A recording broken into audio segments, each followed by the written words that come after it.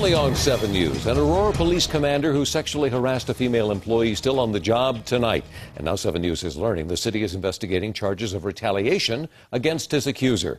CALL7 investigator John Ferrugia uncovering that the woman and the officer who reported the harassment both transferred to new jobs. That's right, Mike. And the commander who was found to have acted improperly retains his position in District 3. The senior lieutenant who took the woman's complaint about the commander and properly passed it on for investigation, well, he was transferred from his job.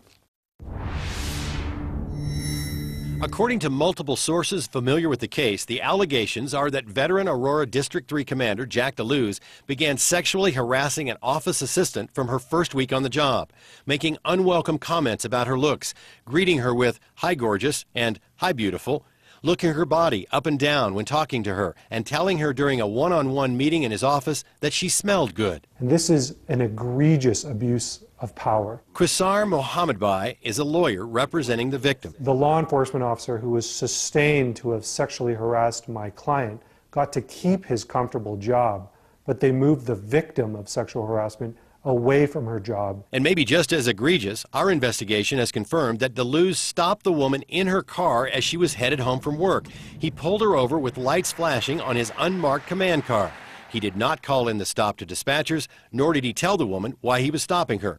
And this was after his repeated inappropriate comments. She let him know that what he was doing was wrong. And you think that's why he pulled her over? It was further abuse of power, yes. An EEOC investigation found DeLuz sexually harassed the assistant, but he was not cited for pulling her over as he claimed she was exceeding the speed limit. But Mohammadbai claims history makes that understandable. Aurora has a culture of protecting its high commanders, that they won't do the right thing and fire this man. If this was corporate America, he would have lost his job a long time ago. Aurora Police Chief Dan Oates says because this is an EEOC personnel issue, he is bound to confidentiality.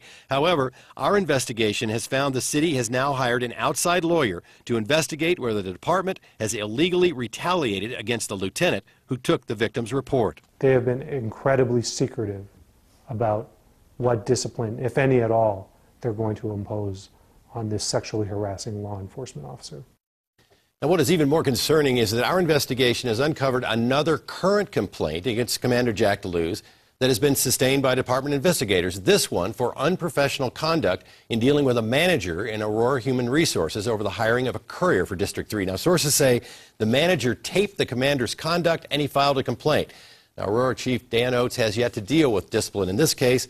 And despite all this, the commander so far remains the boss at District 3. Now, Mike, we talked to the commander, at home. He said he did nothing wrong with this traffic stop, but he wouldn't comment on whether his other conduct was appropriate, wouldn't talk about it. Is there a civil component to this possibly with the sexual harassment? Could be. She's got a lawyer, and of course the lieutenant in this case has also retained a lawyer, so it very well may be that it could cost Aurora some money. All right. Thanks a lot, John. If you have a story idea for John or any of the CALL7 investigators, give us a call at 303-832-7777 or email us at call7@thedenverchannel.com.